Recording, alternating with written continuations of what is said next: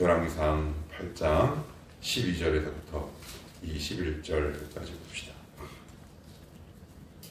구약성경 524페이지 열왕기상 8장 12절에서부터 21절입니다. 한 절씩 교독하면서 봅시다. 제가 먼저 12절을 읽겠습니다. 그때 솔로몬이 이르되 여호와께서 캄캄한 데 계시겠다 말씀하셨사오나 내가 참으로 주를 위하여 계실 성전을 건축하였사오니 주께서 영원히 계실 처소로소이다. 얼굴을 돌이켜 이스라엘의 온 회중을 위하여 축복하니 그때 이스라엘의 온 회중이 서 있더라. 왕이 이르되 이스라엘의 하나님 여호와를 송축하지로다.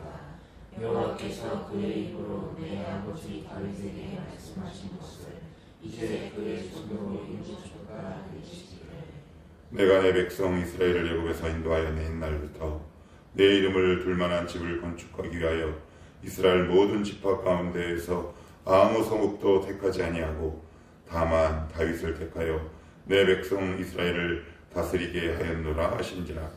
내 아버지 다윗이 이스라엘의 하나님 여호와의 이름을 위하여 성전을 건축할 마음이 있었더니 여호와께서 내 아버지 다윗에게 이르시되 내가 내 이름을 위하여 성전을 건축할 마음이 있으니 이 마음이 내게 있는 것이 좋도다.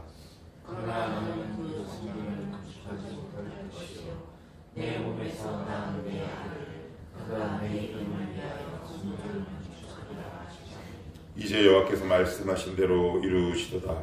내가 여호와께서 말씀하신 대로 내 아버지 다윗을 이어서 일어나 이스라엘의 왕 위에 앉고 이스라엘의 하나님 여호와의 이름을 위하여 성전을 건축하고 내가 또 그곳에 우리 조상들을 애굽 땅에서 인도하여 내신 때에 그들과 세우신 바 여호와의 언약을 나온 배를 위하여 한 처소를 설치하였노라. 아멘. 솔로몬의 축복과 일종의 설교, 연설, 이제 그 이야기로 오늘 이야기는 시작을 하고 있는데 어제 우리가 살펴본 대로 법궤 안지식이 있다고 그랬습니다. 어제 시간이 조금 지나서 제가 원고에 있음에도 불구하고 말씀드리지 못했는데 법궤가 이제 시온에서 옮겨오죠. 옮겨오는데 법궤는 어디에 두냐? 지성소에 둔다고 그랬습니다. 지성소. 지성소는 성전의 가장 은밀하고 깊은 부분입니다. 법궤는 지금 신약시대에 의하면 하나님의 말씀이죠. 하나님의 말씀은 가장 깊은 곳에 두는 겁니다. 저기 입구에 두지 않습니다. 우리 영혼의 입구에 두지 않아요.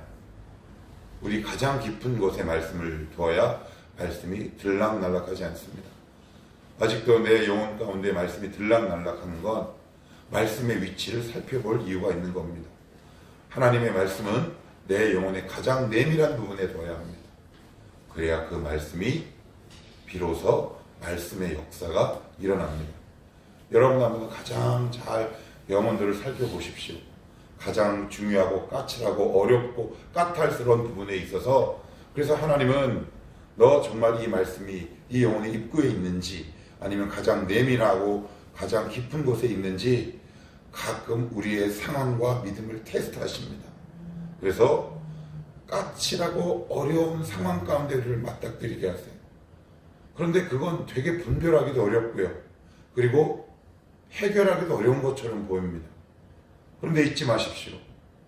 우리의 말씀, 하나님의 말씀이 우리 영혼의 지성소, 즉 가장 깊은 곳에 위치하지 않고는 가장 깊은 삶의 문제를 해결하기는 요원합니다.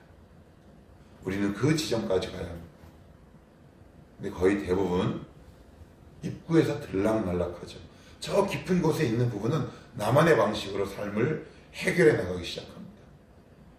각 사람마다 가장 어렵고 분별이 안 되는 삶의 지난한 모습들이 있습니다. 그래서 그 앞에 자기 나름대로의 대책과 강구를 마련은 하죠. 그런데 늘 다람쥐 쳇바퀴 돌듯이 그 동일한 상황을 반복하게 됩니다. 저도 그 모습을 보면서 왜 그럴까? 하나님의 말씀이 내 가장 깊은 곳에 들어와 있지 않구나. 내 가장 깊은 곳에는 나라는 인격, 자존심이라는 나의 교만함, 그리고 나의 명예, 아니면 기타 등등 그러니 이 말씀과 맞닥뜨릴 경우가 없는 거예요. 말씀은 입구에 있고 내 진짜 삶의 문제는 가장 깊은 곳에 있으니 이게 만나지 못하는 거죠. 하나님의 말씀이 여러분 영혼의 가장 깊은 곳에 있어야 합니다. 그래야 여러분의 가장 어려운 문제를 봉착하고 해결하게 돼요. 한번 잘 여러분의 삶을 돌이켜 보십시오. 가장 어려운 문제, 가장 내가 생각하기 싫은 문제가 일어났을 때 여러분들은 그 부분을 이렇게 넘어가지 않았습니까? 아예 그래 뭐 다 그런 거지, 그냥 그런 거야. 근데 뭐가 그럽니까? 누가 그럽니까? 어떤 사람이 그럽니까? 말씀은 성전 지성소에 두는 겁니다. 법궤는 가장 깊은 부분에 두는 거죠. 현관에 두지 않습니다. 하물며 금고를 현관 입구에 두는 사람은 아무도 없습니다. 안방 가장 깊은 곳에 둡니다. 왜요? 소중하니까요. 우리의 말씀이, 하나님의 말씀이 내 영혼의 입구에 있다는 것은 내가 말씀을 중요하게 생각하지 않는다는 겁니다. 그것을 판별하는 기준은 이 말씀이 어느 지점에 있는지. 그래서 여기에 관해서 성경 말씀, 특별히 요한복음은 굉장히 중요한 팁을 단서를 제공하죠. 거기에 이런 말씀이 있습니다. 말씀이 육신이 되어 우리 가운데 거하시니 하나님의 영광이 충만했다라는 말씀입니다. 말씀이 체화되는 거죠. 말씀이 나의 삶 속에 인격과 습관으로 자리 잡는 겁니다. 그래야 여러분들의 그 끊임없이 반복된 어려운 삶의 고단한 부분들이 말씀과 만나는 감격이 있게 됩니다. 그래야 나의 얽히고 설킨 실타래 같은 그 어려운 삶의 문제들이 이렇게 해결되기 시작하죠. 그래서 오늘 말씀을 보면 전체적인 먼저 내용을 한번 살펴보시면 12절에 이렇게 말씀합니다. 계시겠다 말씀하셨사오나. 그리고 15절에 보시면 아버지 다윗에게 말씀하신 것을, 그리고 20절에 보시면 여호와께서 말씀하신 대로, 그 아랫부분에 보시면 내가 여호와께서 말씀하신 대로. 그래요. 12절로부터 21절까지 이 말씀하다라는 동사가 4번 반복됩니다. 하나님은 오늘도 당신의 말씀을 이룰 도구를 찾고 계십니다. 어떤 사람에게 나의 뜻을 이루나, 하나님은 오늘도 우리 청람 식구들을 주목하고 보고 계십니다. 유종숙 집사가 나의 말씀을 이룰 도구인가? 안병진인가? 아니면 우리 신집사님인가? 아니면 임경인가? 하나님은 오늘도 이 은혜 주실 자들을 찾고 계세요. 말씀의 도구를 어떤 자를 통해 내 말씀을 이루는 선한 도구로 사용할까? 축복과 은혜의 통로로 사용할까? 거기에 덜컥하니 다윗이 당첨된 거죠. 물론 전적인 하나님의 은혜입니다. 그런데 하나님께서 우리를 역시 아무런 조건 없이 우리를 택하셨지만 그 위에는 하나님을 향한 우리의 믿음의 태도와 반응도 굉장히 중요하다는 사실입니다. 중요한 건 하나님은 오늘도 당신의 말씀을 이룰 거룩한 하늘의 도구를 찾고 계신다라고 성경은 말씀하고 있습니다. 여러분들이 그 대상이 되기를 축복합니다. 그래야 내 인생이 편하고 아름다운데, 먼저 우리 뒷부분을 먼저 한번 살펴보시면 16절에 이렇게 기록하고 있어요. 내가 내 백성 이스라엘을 애굽에서 인도하여 낸 날부터 내 이름을 둘 만한 집을 건축하기 위하여 이스라엘 모든 지파 가운데서 아무 성읍도 택하지 아니하고 다만 다윗을 택하여 내 백성 이스라엘을 다스리게 하였노라 하신지라. 자, 17절 읽습니다. 시작. 내 아버지 다윗이 이스라엘의 하나님 여호와의 이름을 위하여 성전을 건축할 마음이 있었더니. 그래, 다윗이 성전을 건축할 마음이 생긴 건 16절의 하나님의 말씀 때문이에요. 하나님께서 말씀을 하라, 아니 성전을 건축하라 라고 하진 않았지만 주님과 끊임없는 말씀을 통한 대화가 이어지는 가운데 다윗 가운데 거룩하고 선한 역사와 사업이 생기기 시작합니다. 설교 시간에 저의 경우를 예를 들어서 죄송하지만 제가 사역했던 청년부 사역을 잠시 내려두고 그냥 허드렛 일, 일반 사역을 쭉 했을 때 하나님이 저에게 하신 말씀이 있었어요. 그런데 그 지점이 어느 지점이었냐면 하나님의 음성과 말씀이 제 마음께 들릴 때 제 안에 청년을 향한 그 불꽃 같은 열정이 타올랐어요. 하나님의 말씀이 내 영혼에 들릴 때 여러분들이 정말 힘써야 될 사역과 역사가 보이기 시작합니다. 그것을 따라가십시오. 그게 여러분들의 비전입니다. 말씀이 곧 비전입니다. 여러분 꼭 기억하셔야 합니다. 그 사역은 여러분 어떤 특징이 있는지 아십니까? 하나님 주신 비전의 특징이 뭔지 아십니까? 웬만해서는 지치지 않습니다. 물론 저도 사람이라. 그런데 그 지침이 이제 좌절이야, 낙심이야, 이게 아니라 약간의 흔들림이야. 인간이기 때문에 어쩔 수 없이 다가오고. 그런데 본래적인 꿈과 비전은 흔들리지 않습니다. 그런데 왜 내가 흔들리지 않을까? 제가 믿음이 좋아서? 아니요. 하나님이 저에게 주셨어요. 말씀 가운데. 다윗이 왜 성전을 건축할 마음이 들었는지 아십니까? 하나님의 말씀과 대화 속에 나 이런 꿈이 생겼어. 나 이런 비전이 생겼어. 그래서 주님의 말씀과 주님과 끊임없는 신실한 말씀을 통한 대화가 이어지는 사람에게 나타나는 하나님이 주시는 그 선물이 뭘까요? 너 좋아. 내 꿈 한번 이뤄볼래?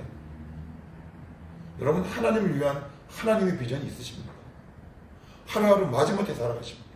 그렇다면 주의 음성에 귀를 기울이십시오. 내가 지금 하는 일이 하나님의 비전이 되기 위해서는 나의 양귀와 마음의 문을 주께 향하여 돌려야 하고, 제가 맨 앞에서 말씀드린 것처럼 하나님의 말씀이 우리의 영혼 깊은 곳에 들어와 있어요. 저는 한 번도 하나님 저 다시 청년부 사역 열심히 하게 해주세요 라는 기도를 한 적이 없어요. 그게 놀랍죠.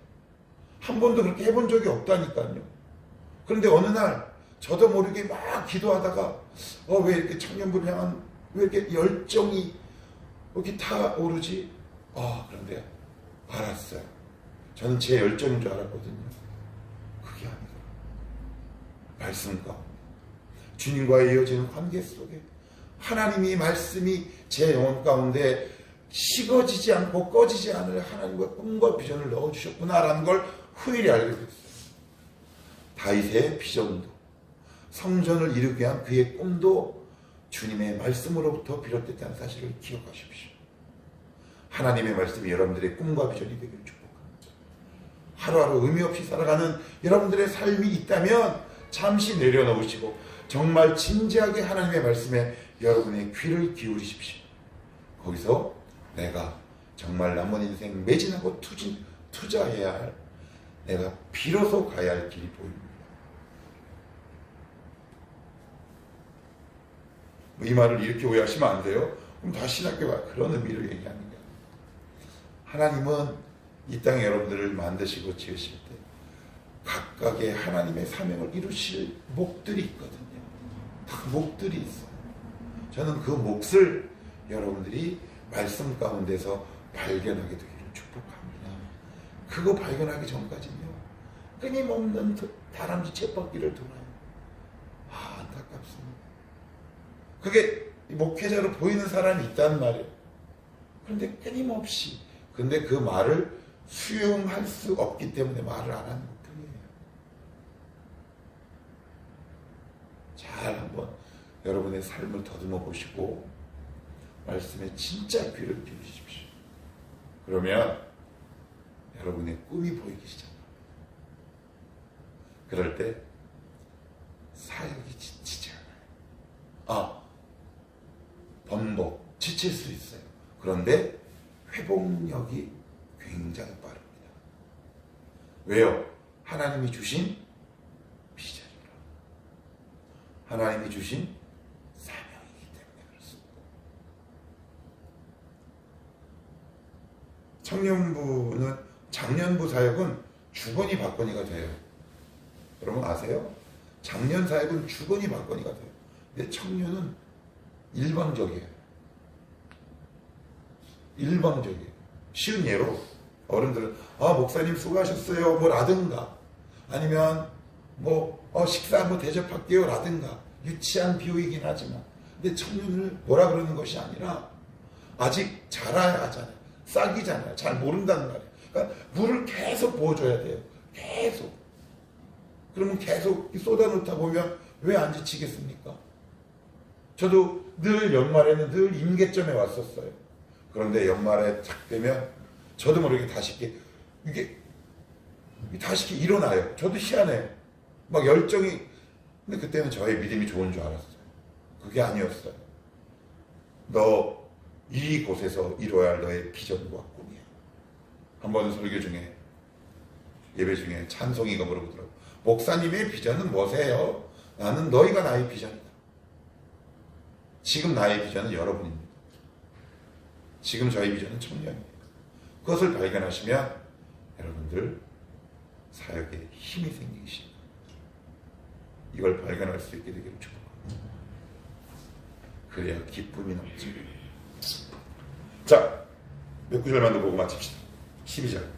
그때 솔로몬이 이르되 여호와께서 캄캄한 데 계시겠다 말씀하셔서 이게 뭔 말일까요? 우리 주님이 빛이신데 왜 캄캄한 데 계시나? 성경에 주님께서 캄캄한 데 계셨다라는 말씀은 없는데 힌트가 될 만한 단서가 있어요. 출애굽기에 보시면 구름 속에서 여호와의 음성이 나거든요. 그러니까 이게 그런 표현이에요. 무슨 얘기예요? 왜 하나님이 구름 속에서 말씀하셨을까요? 하나님을 보면 다 죽는다는 거예요.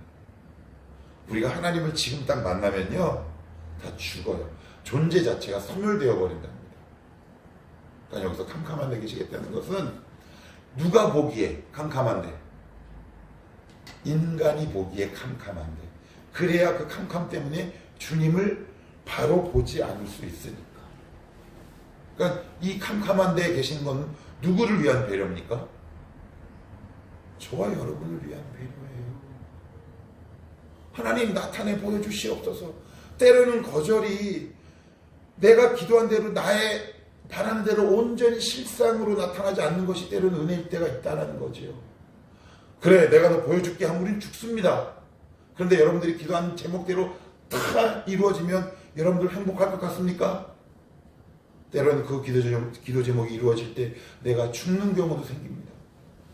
그래서 하나님은 당신의 백성들을 위해서 일하세요. 캄캄한 데 계신다는 것은 무슨 뜻이라고요? 당신의 존재를 쓱 가려주시는 거예요. 누구 때문에? 우리 때문에. 왜? 그 구름을 가려 하나님의 본체가 드러나면 우리는 죽어버려요. 죽는다는 표현이 단순한 사망이 아니라 존재 자체가 없어지는 거예요. 존재 자체가 아예 싹 영혼이고 뭐고 육체고 싹 다. 왜요? 우리 하나님은 빛이신데 어느 정도로 빛이에요? 사도행전 9장에 바울 사도가 계명되기 이전에 사울이 다마스커스 지금의 시리아죠. 다메섹 직가를 하는 쭉 뻗은 거리를 쭉 걷고 있는데 그때가 몇 시랍니까? 정오입니다. 정오면 해가 중천에 떠 있을 때지요. 그런데 그 빛보다 더 밝았대요. 근데 그거 보고도 눈이 멀었는데 하나님의 본체를 보면 어떻게 되겠습니까? 우리의 존재 자체는 소멸되고 죽는다 사망의 개념과는 차원이 다른 편이에요. 소멸이에요. 소멸. 그래서 우리를 보호하시기 위해 당신을 캄캄한 데 두고 계시는 거죠. 나 같으면 그렇게 안 하겠다. 차라리 얘기를 안 하고 말지. 하나님이 이스라엘 백성을 얼마나 사랑하시고 저와 여러분을 얼마나 사랑하고 있는지 이 한 구절에만 벌써 나와 있는 하나님의 배려와 본심이 느껴지는 대목이다. 성경은 이렇게 얘기하고 있는 것 같고요. 14절에도 보시면 이런 표현이 나옵니다. 얼굴을 돌이켜 이스라엘의 온 회중을 위하여 축복하니 그때 이스라엘의 온 회중이 있었더라.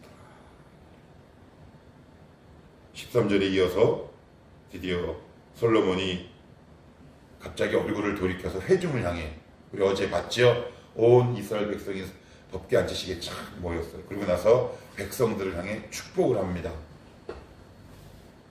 솔로몬은 받은 게 많은 사람이에요. 그죠? 우리도 부럽잖아요, 사실. 아예 그가 받은 거에 100만 분의 1만 받아도 이렇지 않을 텐데 라는 사람들이 의외로 많아요.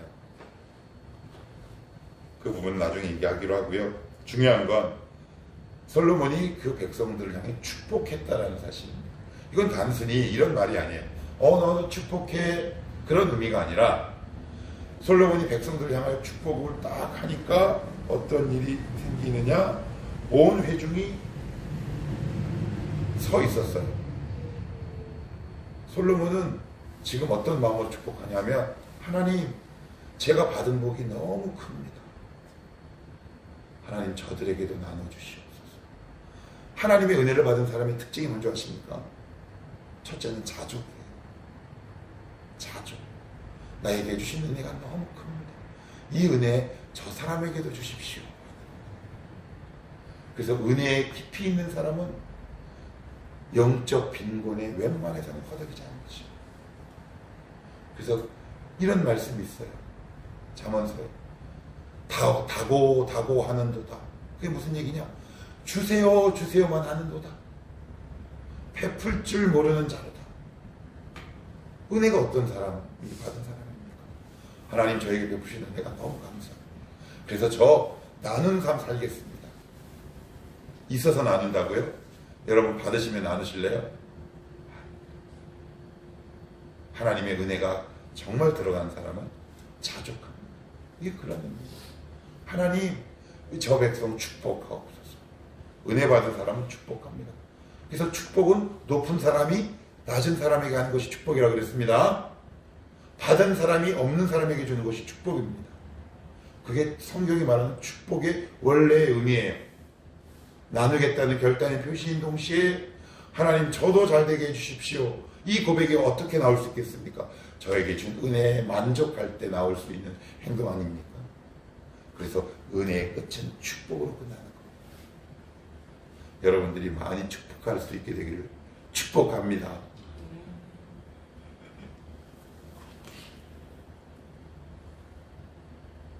마지막으로 21절만 보고 마칩시다. 21절 같이 봅니다. 시작. 내가 또 그곳에 우리 조상들을 애굽 땅에서 인도하여 내실 때 그들과 세우신 바 여호와의 언약궤를 넣은 궤를 위하여 한 처소를 설치하였노라.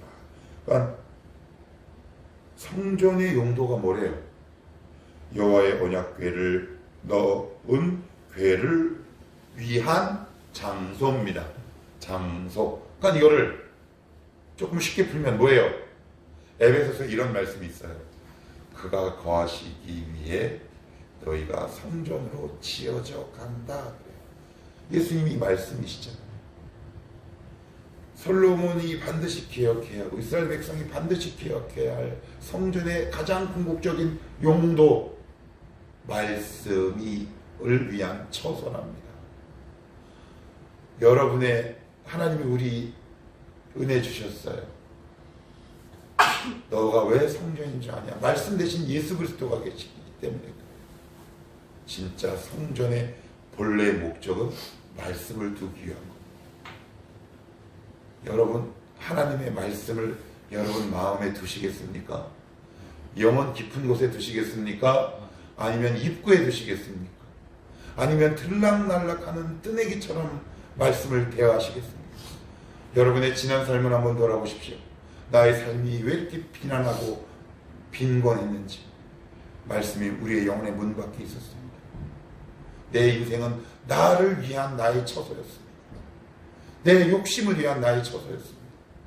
그러니 그 영혼이 빈곤할 수밖에 없습니다. 우리 존재는 말씀을 위한 처소가 되어야 합니다. 그럴 때 그 영혼이 부유해집니다. 왜 우리를 성전이라고 하겠습니까? 하나님이 계십니다. 결국 말씀이 있는 곳입니다. 말씀을 여러분들의 영혼 깊은 곳에 두시기 바랍니다. 그럴 때 요한복음에서 요한이 뭐라고요? 말씀이 육신이 되어 우리 가운데 거하시네. 그 한 줄의 문장이 시사하는 바가 큰 겁니다. 제가 예전에 20대 때 막 은혜 받고 불러 방방 뛸 때 돌아가셨지 싶어요. 척추장애인 일명 꼽추라고 하지. 그 양반은 꼭 저의 손을 잡고 갔어요. 젠장 창피하게. 호대 멀쩡한 놈. 키 185와 꼽추 어울리십니까?